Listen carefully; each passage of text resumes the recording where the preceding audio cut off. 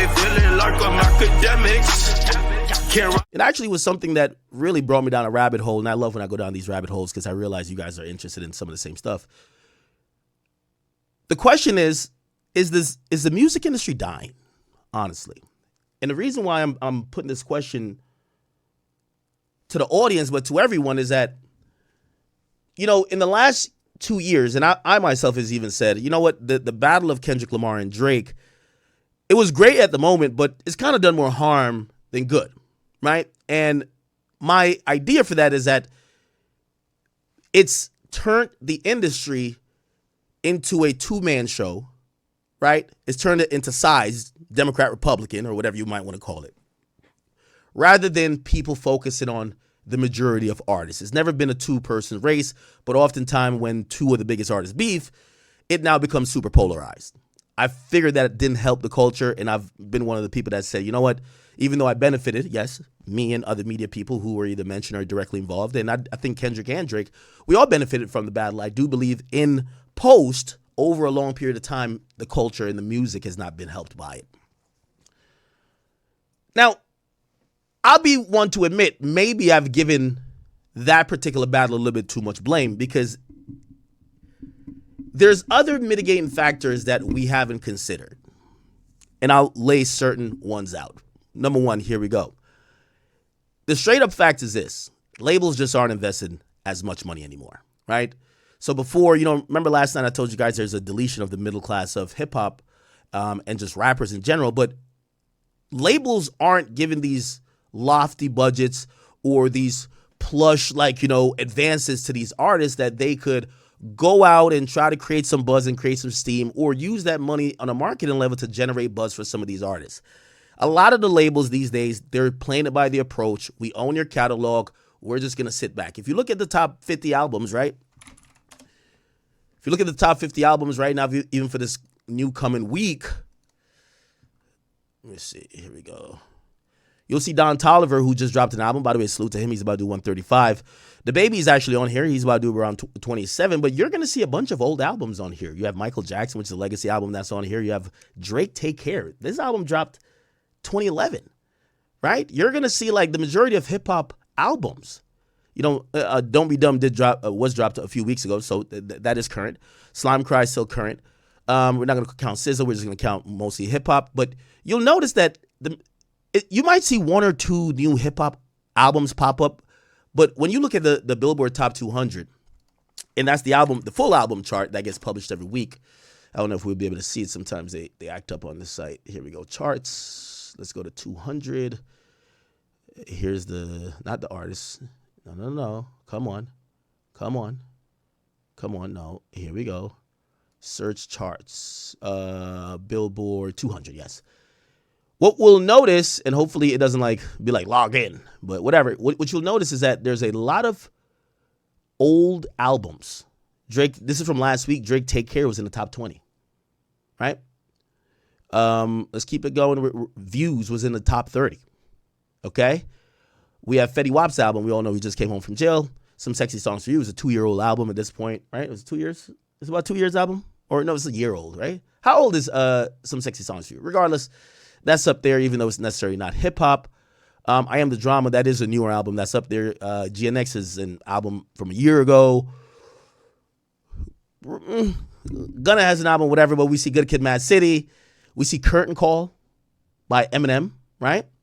And we see Anti, even though I said I was going to stick to hip hop, but Anti was released in 2016. It is now 2026. It's 10 years old. Now, that might be popping up literally just off the fact it's a 10-year anniversary. Certified Lover Boy was dropped in 2020. And if you keep scrolling down, we're going to realize Graduation dropped in 2004. Music was dropped in 2025. I'll give you that. For All the Dogs was dropped in 2022, I believe. And Thank Me Later, we get in 2009. And I hope you guys are getting my drift here. Scorpion, 2018. 2014, Hills Forest Hills Drive. I believe that was dropped in 2013 or 2015. I don't think it was dropped in that year, but regardless, it's a 10-year-old album anyway, right? Damn dropped in 2016. I hope you're getting my drift. There's not an abundance of new hip-hop albums that is, populating this list. It's essentially a bunch of old records that essentially labels don't have to promo. Why? These albums have lasted the test of time. People like them, and people keep playing them. Now, there's a lot of implications behind that. It usually could tell you, if Uzi's album from 2018 is popping up on a 2026 list, they're probably just not promoting his newer shit. Like, they're not spending money, or they're not spending money at, they're either spending money, well, they're never spending money on the old shit. They're just not spending money on the new shit to compete. So you see the labels have literally taken the approach, More Life from 2018. Is it 2018? No, 2016, sorry. Goodbye, Good Riddance, I think this is 2017. Again, I'm going through the list here. We're not seeing a bunch of, Massa did come out last year. What else? Heroes and Villains. This is an older album too. I can't remember what year that came out in. Big X a Plug, he's always doing pretty good. That's of the last couple years, but Get Rich or Die Trying is on here, 2003. I think you guys get my drift, right? We got Astro World on here. We have a whole Nothing Was the Same from 2013. DS2, that's from 2016. We're really at this point looking at a list that is honestly charting a bunch of songs and albums that have been out for years, or if not a decade plus. Now, let me tell you something about the Billboard charts. Unlike the rap charts in terms of, well, not rap charts, sorry. Unlike the Hot 100, which is the singles charts, after you've had a consecutive run on the charts, you can't make the charts after a certain week unless you're in the top like 35. And what that does is it deletes a bunch of entries from people who their songs are still popular, but it's old as shit. The Billboard album charts doesn't do that. Now, granted, whether you're on the charts or not, your album or single still makes money. But what we notice is that there's nothing new that's competing. Now, I just want to point out that fact before I get into the real part of the soliloquy, which is this. The music industry right now, I believe, is in a dire, real desperate position. I've been giving you the history of music. I've given you guys a qualitative breakdown of the history of TikTok. Everything plays a part into what we're seeing now. But when we think about why music seems to be so dead, the first thing I would say is that there's no investment, or there's no substantial investment from labels. They're relying on the catalog that they own. Hence, old albums keep populated, and the new projects, they're not getting funded. The labels are looking at it like, we own most of those old records anyway. We're just going to keep fattening up our pockets without having to invest, because our investments are not necessarily turning the biggest profits. So that's one of the reasons music isn't like that. The second reason, I'll throw in the Drake and Kendrick thing. I do think it made, I'm talking about hip hop specifically, actually. I do think it made the space a little bit weird. I feel like most fans are kind of either this or this. Like, it's rare you find someone who say, hey, fuck what y'all talking about, I love Drake and Kendrick. You're going to have someone who says, fuck Drake, I love Kendrick. Or they're going to say, fuck Kendrick, I love Drake. It's really polarizing. There's sides in hip-hop at this point. Now, other than that is that, the music business is behind the scenes trying to figure out if this is a moment to pivot. And I already thought this, but I got confirmation on this by watching an interview, which is a brilliant interview. We're not going to watch the whole thing here. I'm going to play a little bit of it for you guys. The music business, remember I told you about TikTok and what happened with piracy in the early 2000s? The music business, once again, are at a inflection point. They're at a fork in the road. They got to pick what they're going to do. Here's the choice. The choice is, how do you handle AI? And a lot of people forgot this, but what do you do when the people who you rely on for revenue tell you you've squeezed all you can out of the lemon? There's nothing more to get. In any business, it always tries to scale. It expands. You invest more and more because you want to get more and more. But what happens if there is a signaling that we've peaked? There's nothing more to get. At that point, the business either slowly dies, or the investments stop, or you need a pivot. That's where music is at. I'm going to walk you through this. The peaking of, and this sent an alarm around all the major label systems, right? When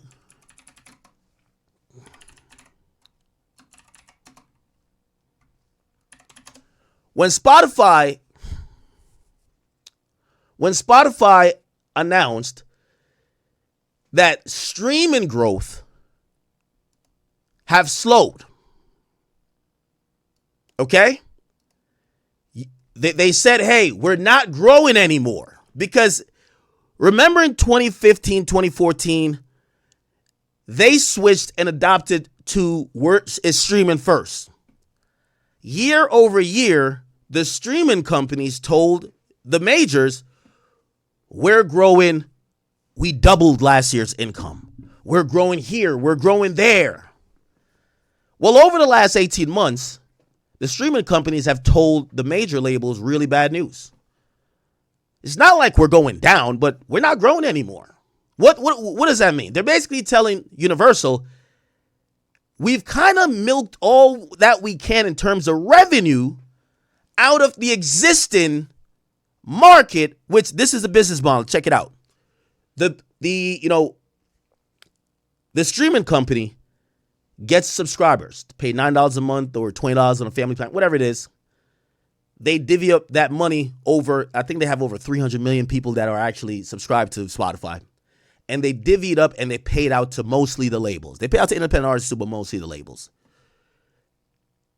So the labels are cool with that exchange because they're saying, we'll keep producing music. We'll keep investing in music. You need to keep monetizing the music we're investing in and putting out. It's being on your platforms. Spotify, for the very first time, has told them, because, Spotify, while competing with Apple Music, they were boasting like, hey, we passed them. There was a silent arms race, so to speak. If you know what an arms race is back in World War I or World War II, whatever it was. It's basically Spotify and Apple Music were silently competing with, like, putting out these press releases, say, hey, we have 300, or we had 150 million subscribers now. We have 200. And they were competing. Essentially, in 2024, 2025, they delivered some bad news. We're not seeing the increases that we used to see. What does that mean? We damn near got everybody on streaming that's going to get on streaming. Do you get what I'm saying? They've basically said we're not getting the increase in subscribers to show significant revenue growth that we could keep paying out these labels more and more money. Now, it doesn't mean it didn't increase. It's just that the increase is slowing down. So imagine every year you double your money. So you go from 10,000 to 20,000 to 40,000 to 80,000. And then eventually, let's say after 80,000, you go from 80,000 to 85,000. You're going to say, what the fuck? I thought I was doubling my shit. That's the problem. Huge problem. Now, let me read this article. This is from 2024. Business may be good for Universal Music Group, which published its latest quarterly financial results. However, the major labels have raised an alarm about a slowing subscriber growth at some of the biggest global streaming companies. The Q2 numbers, which is 2024, revenue is up 8.7%, okay? And with recorded music up 5.8 and publishing up 10%. With recorded music, UMG saw a 6.5 uptick in revenue, so they saw an increase. But the phrase used to describe free services was down, okay? Physical continued to grow, blah, blah. Okay, let's look. All positive, right? No. Well, that's where we get to the comment about DSPs. During the earnings meeting, the EVP, which is the guy that reports to Lucian Grange, noted that the deceleration in growth for recorded music subscription revenue was happening. So they're not getting as much money from the streaming companies as they used to. The timing of the price increase, which, by the way, so they get mad at Spotify and them. And Spotify say, the only way we could get more money out of this lemon, any more juice out of the lemon, we're not getting more people at that much of a rapid rate. We kind of got everybody on here that's going to be on here. They said the only thing we could do, we could raise the price. Universal says, we don't give a fuck what you do. Get the money. We need the money. We need more money. Spotify agrees that they're going to raise the price by like $1. It was going to bring in like hundreds of millions of dollars in additional revenue because they're going to raise the price. But Yeah. So essentially, UMG was saying it's not that they're increasing and switching. It's really more about the competition for new subscribers. The services are growing faster, doing a better job. But essentially, they're saying the money isn't coming in fast enough. I don't want to be too laborious in what I'm reading to confuse you. I want to just make it very simple. The anticipated income in what they thought streaming was going to do for the music business has slowed down. It's making UMG a little bit nervous and all the other companies. When they get a little bit nervous, they're wondering if is streaming about to be cooked. They remember, back in the 2000s, they were late to the party. They'll never be late to the party again. They're forecasting, if we're slowing down in revenue, will at some point streaming the bubble burst. That's where they're at. Now, this is a really interesting thing. And if you guys have listened to some of my business conversations or business breakdowns, you'll understand where the music business is for this, like in this weird time. And I want to match it up with the movie industry. Okay? Let me make this analogy and then I'm going to play a part of this interview. The music industry realizes it has a second chance to do what it should have done initially. What should they have done? I'm going to compare it to movies and I'm going to compare it to film. So I always tell you that the major labels, they live off catalog. It's all about catalog. Okay, cool. The two mistakes that the music industry made and the film industry made is that because they only cared about owning the rights to the movies, the TV shows, or the music, they never cared about necessarily the distribution. They thought you can't distribute, whether it's the Avengers or whether it's like whatever popular show, which people are going to want to see, without us. So we don't need to concern ourselves with distribution. We just need to own the rights. Let me tell you how that worked out for the TV industry.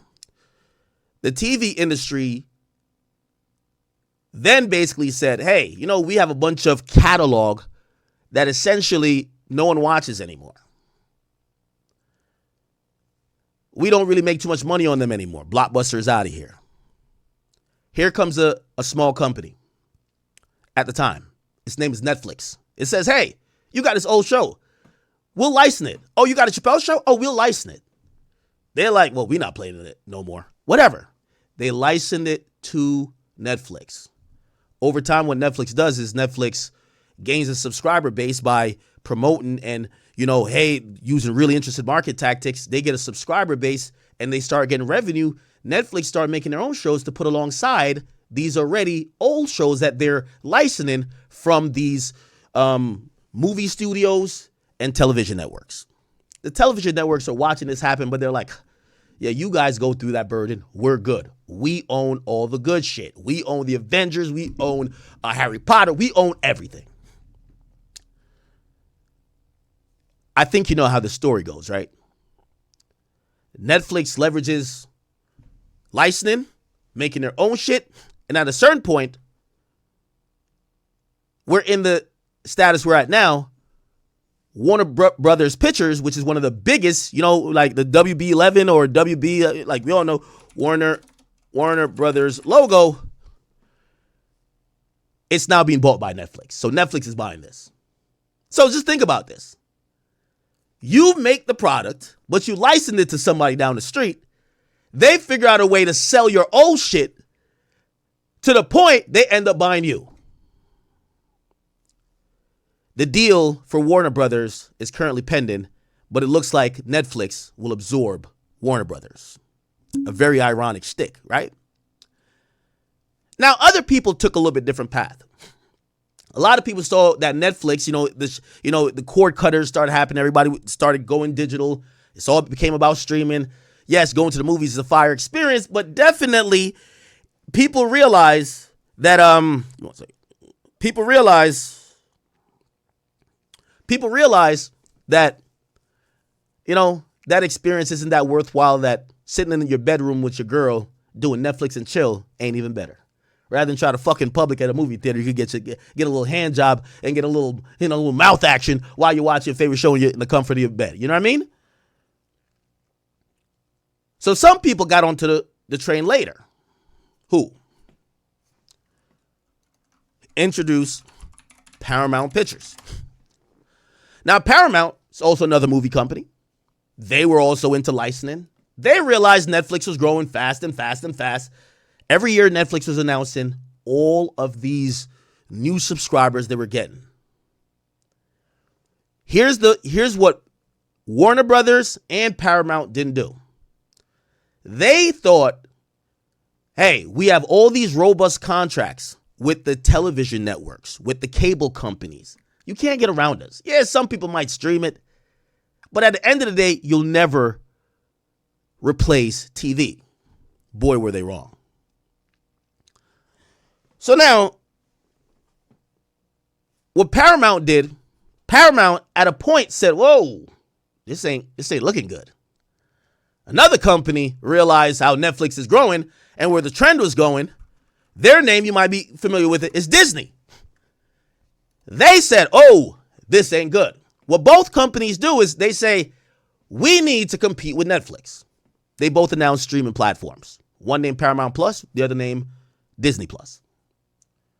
And they finally said, we're going to stop licensing our content to Netflix. If you want Disney product, you got to come to Disney Plus. Here's the thing. It was already too late. Netflix is a behemoth. They were already creating their own, some people would say really dope shows from within. They already were playing both roles. They started out as a licensing company, then they start making content as if they were a studio, and they start making content that could compete with the Warner Brothers, with the Disney, with the Paramount, and their own product started. It's like basically, you do know Walmart, when you see the Walmart brand right next to the name brand, if Walmart gets it right, they want to get the name brand out of there. They get more money off of their shit. Anyway, Disney Plus starts up, Paramount starts up. They don't want to compete, okay? However, I want to show you what it looks like when you're too late to adjust to the changing climate. Remember, these were big companies that Netflix came to and says, y'all old shows you don't air, we'll license them. We'll just give you money if we could just put them on our streaming service. They said, you really want this? Nobody's watching it on our TV networks right now. And Netflix said, don't worry, take these millions. Just give us the rights to have them on our shit. And they gained enough subscribers till they start making their own shit. Then Paramount and Disney said, whoa, we're taking our shit back. We're going to make our own thing. Let's look at how this has fared. Even though, currently the market's kind of down, Netflix market cap is $338 billion. Okay? Warner Brothers market cap, $67 billion. Netflix is 6 times, theoretically, as valuable as Warner Brothers. Paramount, well, right now it's called Paramount Skydance, market cap. It's kind of not necessarily accurate, but $11.52 billion. And if you realize Disney market cap, $189 billion. And that's not only the movie studio, that's all their theme parks, that's everything Disney. That's Mickey Mouse, everything. What's the lesson there? The lesson really is these companies should have never handed over their shit to Netflix to get Netflix to become the behemoth it became, that now Netflix is buying them. Y'all see where I'm going? Y'all see where I'm going? So let's go to music. In early 2000s, there's a tailspin in the industry. They don't know how to deal with piracy. They're like, what the fuck? We're losing money. We're hemorrhaging. We're in debt. We see, like, for example, Warner Music Group gets sold a bunch of times. Like, it get absorbed into, like, Time Warner, AOL, then it get let go. And it's all over the place. They can't figure out how to make consistent revenue and revenue that's growing because people are stealing music. By the way, the movies or the movie companies, they went through the same thing, but the experience of going to a movies is more irreplaceable than the experience of listening to a song. Who cares if you bought the CD to listen to a song or if you downloaded it illegally or your man burned it on a CD illegally too? Who cares? It's the same song. Whether someone copy and pasted it, who cares? It's the same song. But watching a movie in an AMC theater, that has a little bit of a cachet to it. So they fared better than the music industry. Well, the music industry eventually did. They fought piracy for a bit. And then here comes later on the tech companies. And this is what the important thing is. Netflix, as you might think, is a video company. It's not. Netflix is a tech company. Their tech is streaming. Here comes the tech company that tries to save music. Spotify. Spotify is not a music company in its originality. It's a tech company. Its tech was the solution to solve piracy, that it was easier, safer, cleaner, affordable for people to listen to music based on how they were consuming it at the time. People were running rampant with P2P, peer-to-peer downloads and shit. If you gave them away and say, it's only $10, you pay $80 for your phone bill, like only $10, you get every song, you don't have to download it. We're going to host it and you're going to stream the song. You don't have to host it. I used to, statute of limitations going. I used to have a computer with damn near was so many gigabytes of music. I was a DJ. So Spotify comes in and they give a tech solution to the music business problem. I hope you're getting where I'm going to. Just like the movie industry and the film industry and the TV industry, are you starting to realize what probably should have happened? The labels should have instantly said, we're going to invest our money into tech and have people come to us. Now, they did what Warner Brothers did with Netflix. Okay, if you give us a couple $1 billion, or actually it was hundreds of millions at the time, if you give us some money, we will license our entire music catalog to you. It happened and it worked. All three major labels did it. Streaming became a thing. Spotify started and really kicked the door open to the market. Apple Music joined in shortly after, and Amazon announced the music division where they wanted to compete as well. Streaming was born. But the problem I just pointed out with the Netflix and the movie studios is going to exacerbate it. What am I saying? Well, now your music has built Spotify as a company with 300, 400 million subscribers. Let me ask you a question. What stops Spotify from buying Warner? Or what stops Spotify from buying Sony? Or what stops them from buying Universal? Now, there's some caveats and things that are contractually publicly known. Like, for example, in some of these deals, it was leveraged with some equity for like Universal and Spotify to make it where this company isn't just like a standalone company that could end up just buying the whole music industry. But essentially,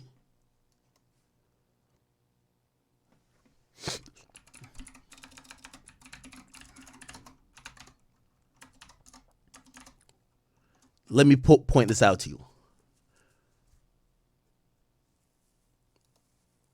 We might not have the full numbers yet because I don't think they're first quarter. Okay. No. I'm trying to find their full royalty. Hold on. Spotify revenue 2024.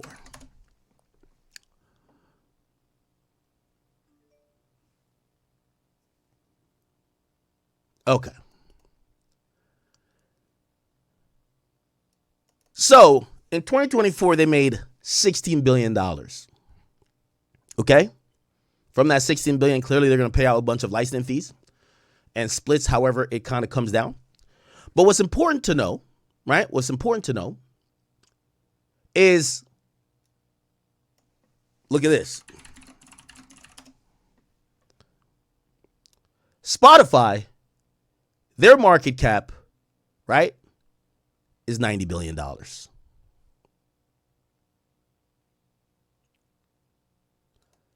Remember I told you, Warner Music gets sold 2004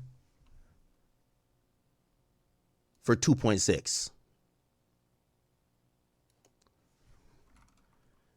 Tencent invests in UMG, Chinese company invests in UMG for $3 billion, got an additional 10%.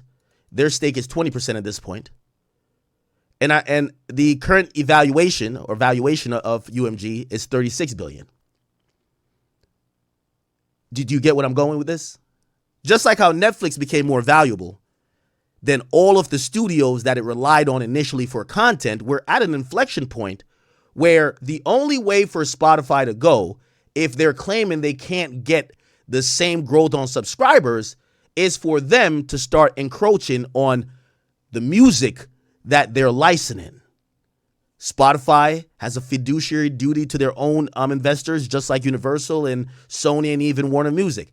At some point, Spotify is going to announce, we're either buying one of these motherfucking labels or fuck these niggas. Now, there's contractual stuff where they can't completely act as a label because it would be competing with your partners that you license for. But eventually, whenever the next big negotiation is, they're going to now say, we're the label.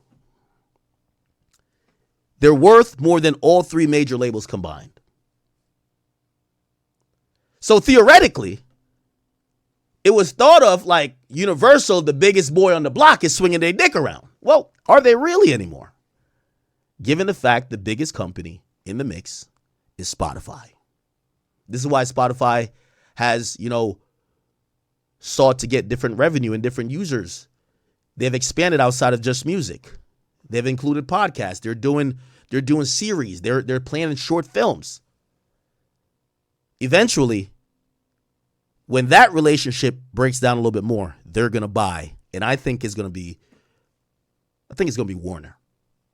I think it's gonna be Warner. 5 years. Mark, clip this video. 5 years. If Warner has it's a last ditch effort in what they did. They consolidated. They're trying to save money, but they're now investing to see if it's going to work. If it doesn't work, it's going to be a tailspin of too much debt. Let's get out from under this. Hopefully, Spotify is going to play their licensing contracts well. And what Spotify is going to do, they're going to say, hey, you broke-ass motherfuckers who licensed all your content to us while we gained all the subscribers and we have the people, we'll buy you. That's where we're at. This is really... And, it's rare that I listen to a guy and I'm like, wow, I can see why this guy's so fucking prolific and smart. Jimmy Iovine did an interview. It was so good. I'm not going to have you listen to the whole thing. It's 2 hours. If you're in the music industry, you should. But what he's going to say here about the music business, he's right on the motherfucking money. Okay? Hold on.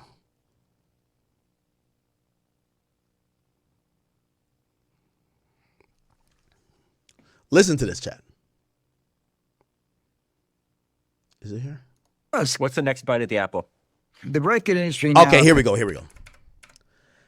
So I think even more than I just did, he accurately pinpoints where the music industry's at. And he makes a very distinct point.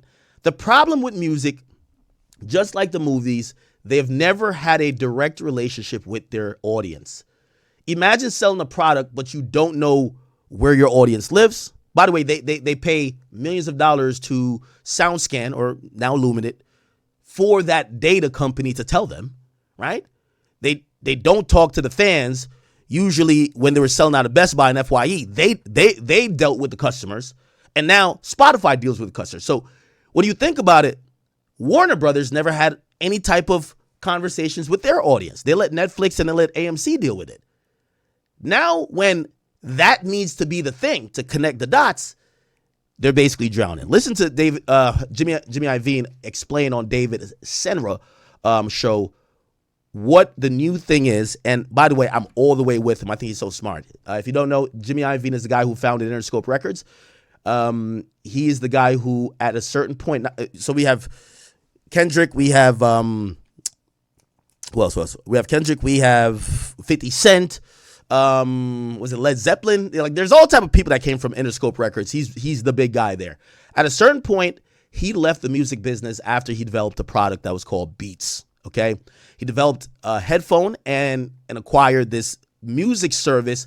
And his idea was ahead of the time. By the way, two people who are so genius in this music industry is Jimmy Iovine and also Lyric Cohen. Lyric Cohen left the major label system at the right time. Remember, he was going around with Thug for a while. He left at the right time when he realized that once you got an artist popular, you had to get him to 360. He introduced the 360. He wasn't that liked by a lot of people, but he realized that with streaming now becoming a thing, the labels were really the streaming company's bitch. You know what he did? He left the labels. He left his independent label, which is 300. He left it under the care of Kevin Lyles and Todd Moskowitz, who Todd Moskowitz later left to go create his own thing over by Alamo. Alamo now signs, or did sign, Dirk. Well, actually still signs Dirk, and also Rod Wave. Rod Wave saved that label. Yeah, Gucci 1017 was over there for a while too. But yeah, so the point is this. 300, Lyric Cohen leaves his baby. Why? He realizes the future is the DSPs. Where does he go? He goes lead Google Music. Lyric never came back to the side of the labels after he's left for a DSP. So he left his own baby, 300, and went to Google Music. Never came back. And him, Jimmy Iovine, left his baby, Interscope Records, which is a behemoth in Universal. It's under Universal. And he goes he does a deal for Beats by Dre and Beats Music for like $4 billion to Apple. And he gets a board seat there, and they put him in charge of Apple Music until all of his shares mature. He cashes out for billions of dollars. Then he leaves. Larry Jackson, who was his underling, who signed Chief Keef at Interscope Records, went over there. He's the one who's like, the disruptor. He gets Drake to do the exclusive that helps build streaming. 2016. I'm giving you the history of all this shit, people.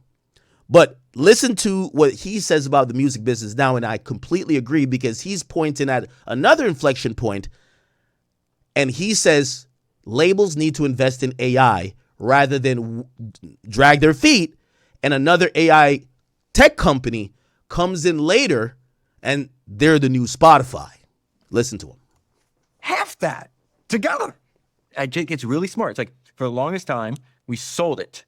Now you can't sell it anymore. I'm talking about music. So and you're not going to agree with this, it becomes advertising or marketing. These songs become advertising or marketing for another product you can sell, whether it's, concerts. They were selling concerts back in the day, products, all this other stuff that they're doing. Like, you had that insight before in the music industry before anybody else. No, not before anybody else. Listen to him. Hip hop Listen. saw it. You're right, because they were doing the shoes, Yes. the sneakers, the alcohol. Yes. Def Jam, Adidas. Did they influence your thinking on this? Absolutely. Listen. I owe African American culture so. He's going to get to a point where he says he left the labels once he realized that they weren't selling a product. And because he was under contract with the labels, he had to wait till Vivendi, who had some ownership in UMG, and Interscope was under UMG, he was banned from selling a product featuring the likeness or exploiting the likeness of the signed artist. He would have to go to them for permission. So he wanted to sell headphones. And basically, he said that the labels only wanted to put out music while they're looking like, wait, why aren't we capitalizing off all of this shit? And eventually, that's when he made the headphones and took it to Apple. So much. I have a debt to black culture. Why do you think rap? Because I grew up on Here we hip hop. go. I told you, like, it's still almost all the stuff I listen to now. Why did they figure out how to monetize? I hate using that word. Or make money off music besides selling music for anybody else did? Because they're practical and they see the truth and they saw what it was. What's the next bite at the apple? The record industry now can rewrite gets the luxury. I agree. Of rewriting the book with AI. They can AI created music. Yeah, creative music, many things. It isn't just creating a song. It's Now, I hate that I'm pausing it here, but if you got to watch the whole thing to get some of the concept. He also said that he understood that what AI is not just what we're seeing it now, that someone could use someone's voice to do over a song or get lyrics made up by an AI program. He said, he gave a story that he was in a studio with this band, and someone comes in and they come in with this machine, and he's used to having a drummer in the studio, and this guy came in and said, and he said to the guy, "What the fuck are you doing? We're in the middle of a session." And he says, "I'm setting up a drum machine." And he said that was the guy who invented the drum machine, which essentially replaced actual drum sets in music. So he's like, when people think about AI, you have to realize music is not made by actual instruments anymore. AI has always been involved. If you're using a synth, a pad, if you're using a drum kit, you take a loop, it's AI in some form. Maybe very, very basic, but it's AI. So he's saying, how come the record industry has not embraced this? Which I think is a really unique way to think about it. The whole premise is that the record industry and even the movie industry have never embraced tech. They run away from it. Remember we talked about TikTok last night or 2 nights ago? They took their music down from TikTok because of AI. They don't want AI nowhere near it. And he's saying you got to embrace it, because just like how you didn't embrace streaming, here comes Spotify, and you guys are losing money. Spotify then becomes bigger than you guys because they turned their licensing shit into gaining the audience, which you guys never cared about. Listen. It's how you listen to music, everything. It can affect everything. So there is, let's say, hypothetically, I'm right in the record industry. Your word wrong is not fair. Didn't take advantage of it, didn't optimize the streaming thing. What would optimizing be? They would have their own distribution. That would be essentially. So he's saying that how is Universal Music Group not having its own Spotify, and they have to submit music on a scheduled process to another company? They don't own, Spotify, doesn't own the user data, right? So they don't know necessarily who's listening to the music. They have to go hire some third party to figure out who's listening to the music. So they hand over their product to a tech company that puts it out. They don't know how to contact the people who are listening to it. And it's something that's really, it's meant for the streaming company to win, not the music industry. Be optimizing, and they don't, right? They have another bite at the apple right now. It could start ring the bell all over again, Etch-a-Sketch, and go back into it. But where they can make a giant mistake, in my opinion, okay, is if they start licensing their music to every dog that comes in the door. That's what they did with Spotify. Which is their normal route of doing things. Yes, you got to build enterprise around AI. I agree. Now, you can't just give the enterprise to someone else. But everybody in the music industry, when you tell them this, what's their response? The people in power right now. Well, all I can tell you is I can't tell you everything that I'm doing, because I think the labels are now realizing, and again, really all I can tell you is Universal Music has invested in a project that we're doing called Complex that has the ability to go on and do a lot of these things that I'm talking about. It's media, it's live, meaning Complex Con, and it's e-commerce, right? I want to help the labels if I can, build enterprise around AI and not just be licensors. I felt that way about streaming, and I feel even stronger about that. They shouldn't be afraid of the tech. They shouldn't be. You don't have to understand something fully to do it. I'm proof of that. I don't understand fucking anything. You know what I mean? But I know how to get it done. You know, I know how to build I didn't know how to build a headphone. People say to me, well, you're a recording engineer. I said, Bruce Springsteen and Keith Richards are the greatest guitar players, and my favorite, who's just a marketer and a really clever guy or girl. Now he starts giving props to Daniel Ek, who is the CEO of Spotify. It's in my house. I can't predict the future. I have I overpaid for everything. I'm a retail guy. But, it's like, I do know one thing, but I don't understand. I hear a lot of these artists coming out against AI. So I come from a place where to get a record deal, I'm going back to when I was a kid, right, in the music business. You have to sing. You have to really sing. That's a fact. Sometimes you have to write, but if you're Barbra Streisand, you have to sing. Frank Sinatra, you have to sing. Those people can really sing. Sam Cooke, woo, can he sing? He can sing and write. You know what I mean? Incredible, right? Stevie Wonder. There's a lot of people out now on the charts right now, or being really successful, selling out arenas, that can barely sing Happy Birthday. So what I say to the people that are challenging AI, and they're doing that because of technology. They're like auto-tune and stuff like that. Whatever the technology is. So my question is, what's the difference between somebody who could barely sing Happy Birthday, which is all over the charts right now, for someone who can't sing Happy Birthday at all, who's just a marketer and a really clever guy or girl that sat in their mirror and did all the moves that everybody does. They watched Madonna and like everybody else and say, I could do that. I can act like that.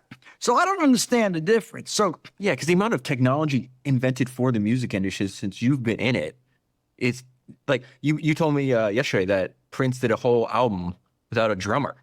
And I was like, what does that mean? Well, he's one of the first people to use the Lynn drum machine. See, the Lynn drum machine, I was producing an album in the 70s, and I brought this guitar player in who I think it may be the first computer I ever saw, but he had a computer on the session. It was 1977, right?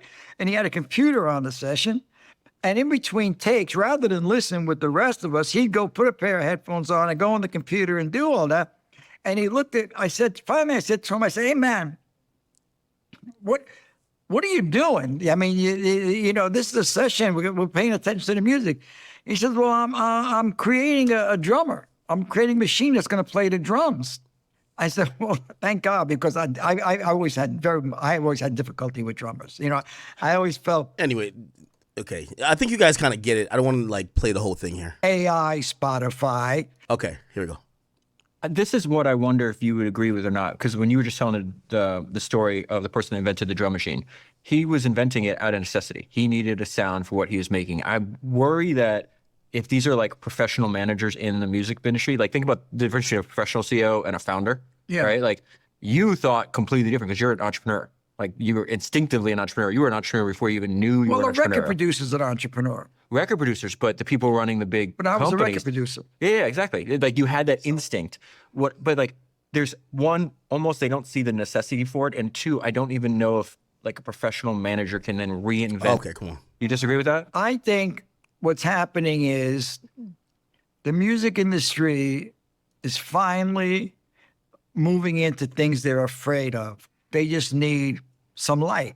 What you don't want to do is license the next AI Spotify and say, give me 3% of your company. That's kind of what UMG owns in Spotify, minuscule percent. I think, I forgot what the percentage is. How much of Spotify, well, it's a public company, so we should know, does UMG own? Yeah, 3.3%. So you can tell this guy knows what he's talking about. So, again, UMG is the biggest music company. It built, or its catalog built Spotify, and all they own, they've gained a lot of revenue, but all they own is 3.3%. You get what I'm saying? I forgot what Warner owns some too. WMG, let's see. WMG. Yeah, they're saying 1.9%. And let's see what SME, which is Sony Music Entertainment. I should just put Sony. It probably owns little or nothing. actually might own more because Sony Music Entertainment is actually still under Sony, the company Sony. I love this Google AI thing right here.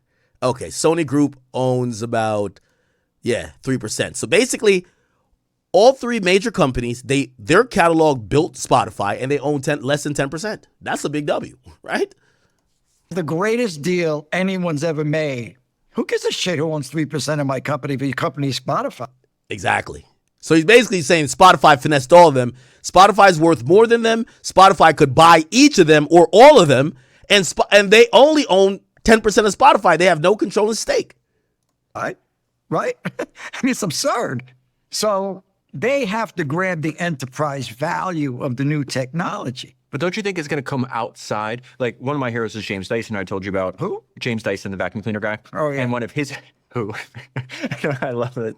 And one of his heroes was Buckminster Fuller. And Buckminster Fuller has this quote where it's like, you don't fight if you want to change things, you don't fight the existing system. Okay. Life. So I felt real camaraderie with him. I'm producing records. I'm actually in the studio for. Okay. He's doing the same thing. He's not even in the studio all night. He goes home at 6 o'clock. All right. Then the only other relevant part is he speaks initially about streaming, and he talks about why streaming is fundamentally fucked.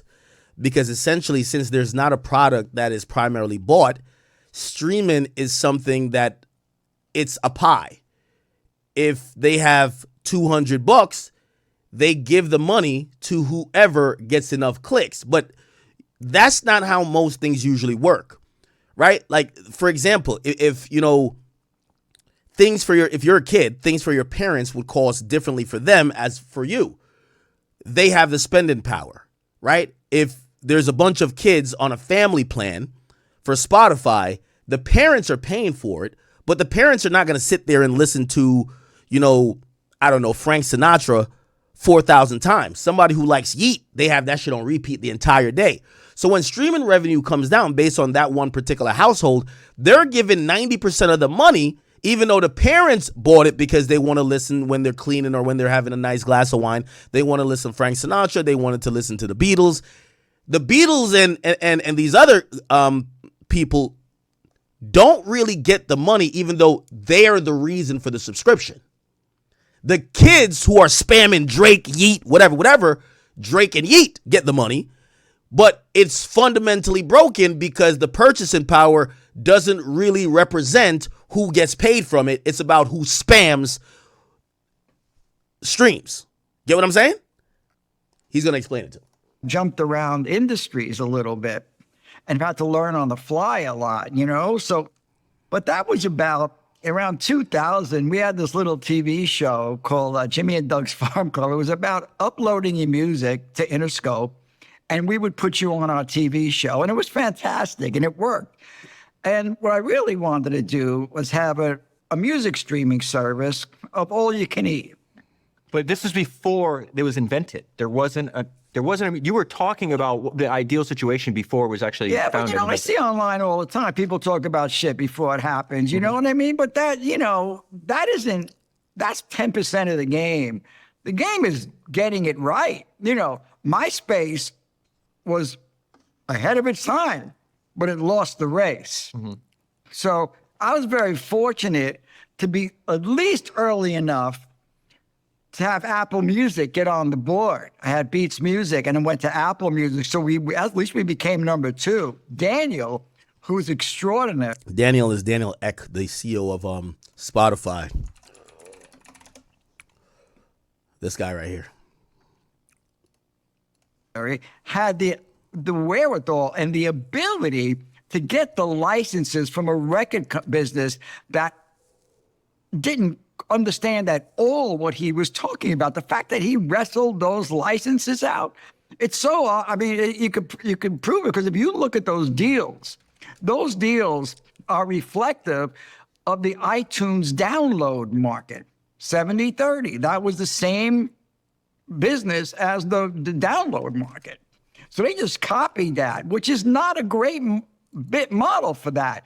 Why? Because you have not enough money in the streaming service in order for it to really live. So they got to now go out and find different versions of revenue, right? And they pay 70% or whatever it is now, 72%, 70, 60. I don't know what the negotiations have been since then. And structured in a really odd way because let's say, for example, you're married, you have 2 kids, and you have a family plan. And you and your wife play The Clash, The Police, etc. But your kids play Drake and Kendrick Lamar all day. Most of the money from your house goes to Drake and Kendrick Lamar. What you're hearing about is that the artists are like, they used to be able to earn a living like that. But now, unless you're in that top chunk of heavy streaming, the money's not really meaningful. So that's a problem they have to fix. So there's been this fundamental issue with streaming. And I know some people say, I know we're way into the weeds. We're about to move on in a second. There's a fundamental problem with streaming on how it gets paid out for. Let's say for every dollar, right? Say there's 3 people in my household. I play music all day, but I'm playing NBA YoungBoy, right? Let's put it in percentages. 90% of the music that comes from this household is me playing NBA YoungBoy. 5% of this music comes from someone else playing, I don't know, Bob Marley. And then the other 5% comes from someone playing Michael Jackson. Should that dollar be broken up to 90 cents for YoungBoy and 5 cents for Bob Marley and for Michael Jackson? Or should it be, hey, you paid $1, you have played 3 artists, all 3 artists, despite the streams, split the dollar? That's a fundamental question. I hope you guys understand that. If you played 3 artists, we're going to take your dollar and divide it by 3. Each artist gets 33 cents. What that does, it doesn't reward certain listening habits. So, for example, kids will spam songs consistently by one particular artist over and over again. And that might outweigh other artists that are also consumed, but they're not getting spammed. So it's like this weird dilemma. And the people who have thoughts about this say, hey, listen, every artist get exposed since the streaming economy the streaming platform is based on a market that everybody contributes to. Do you understand what I'm saying? So Michael Jackson being on the platform contributes to the popularity of Spotify, as long as Bob Marley. So regardless if it's played once or played 1,000 times, its contribution to the streaming service being popular at all, for it to get the dollar, it means the money should be split. So there's a lot of different ways to look at how do you break down money in the music business and who deserves what.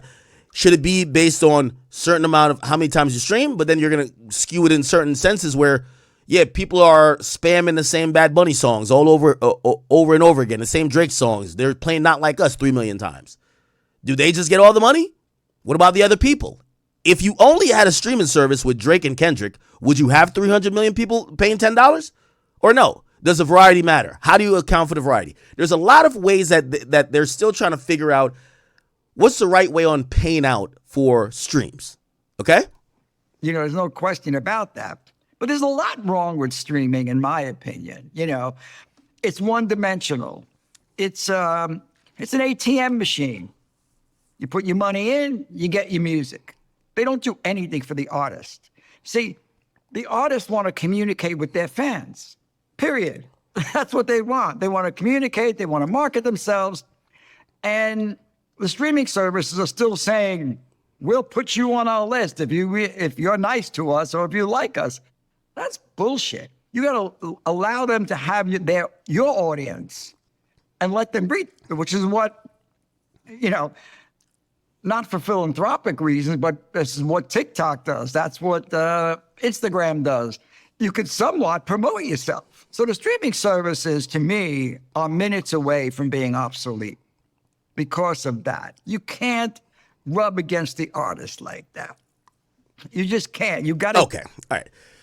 And that's kind of like, I hope you guys are understanding, it's a very simple principle. I oftentimes repeat myself to hope I'm not being too complicated. Essentially, AI is a new frontier. It's going to be in music somewhat. I know artists currently that are using it, not Playboy Cardi. Cardi told me never use it for Rather Lie. But artists are using it in whatever facet. It's going to be a part of music in some way, even if it's not the recording of music or the listen of music. But AI is a tool that you could tell. Like when I Google stuff these days, AI tells me the answer. That's the new Google, right? Like I'm not even clicking links. Like when I hit Google, right? If I'm like, yo, when did Daniel Ek start Spotify? I'm not gonna click 5 links. I'm gonna watch this AI tell me what it is. I don't even go down here. Now I could go down here and go read articles, but the AI did it for me. So AI it's you can't really get around it, and it's a thing that's gonna affect music. Currently, the music companies are saying, stay the fuck away. This really smart guy, Jimmy Iovine, is saying, don't reject it, embrace it, but don't let TikTok create or ingratiate AI with music that turns into the new Spotify. Because TikTok is investing into, remember the new owners of TikTok? 15% is something called, the owners of TikTok, MGX, which is a Saudi group, their main thing is AI. So part of the people, when they divested and now they have new owners to TikTok, they're investing in AI. So this guy who's really smart is saying, yo, music labels, why are you rejecting AI? Invest in it. Otherwise, you're going to create another Spotify that's going to be worth more than all of you guys combined and tell you to suck their dick eventually. And at a point, the music industry is going to flip because you're going to buy these labels, right? Look, MGX Abu Dhabi. It is a state-backed investment company focusing on accelerating and development and adoption of AI. This is one of the new owners of TikTok. So TikTok is investing in AI. Yes, they're still licensing the music, but if they do a flip and get another license for AI and music, because that's what's going to be the new thing where, you know how TikTok, or they do it reels, they'd be like, hey, pick your sound. Maybe you don't want to pick a Drake song. You want to pick an AI song. The AI cooks up a song for you. That's how they eventually will bitch around the music labels again. So I think Jimmy Iovine is a really smart guy. Old school, but he's really smart. I see why he's made his billions. And this interview, if you guys want to watch it, you can watch it on David Senra's page. It's an amazing interview. If you're interested in the business, I hope you guys realize within the last week I've given out so much game. Even though sometimes you might be like, what are you talking about? When you combine everything I've told you, everything does make sense. From me doing a breakdown of TikTok, how they're now reshaping the algorithm, this and third. AI is now being a part of it. They're looking forward to that.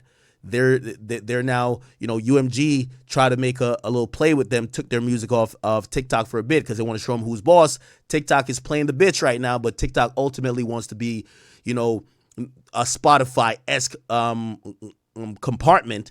And they're already a social media meta-esque compartment already. They're looking to take over the world. Who's that going to be kind of like helmed up by? Oracle's in there. Larry Ellison. We keep seeing that name. His son is basically trying to wrestle and learn that lesson, wrestle Warner Brothers away from Netflix. It's a lot of moving parts, but it's all interconnected. All right, chat. Let's keep it going. All right. Well, I guess we're here.